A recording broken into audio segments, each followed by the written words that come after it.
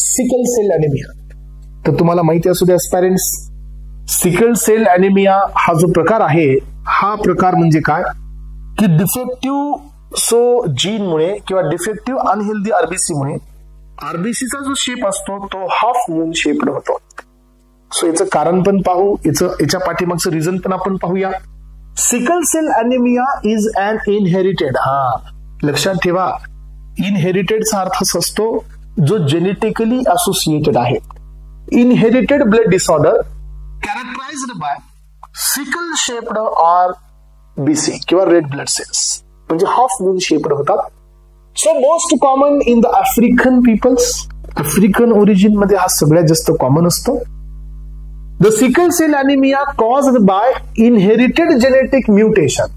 तुम्हाला माहिती आहे का पेरेंट्स, म्युटेशन म्हणजे काय असतं? Mutation is a source of variation.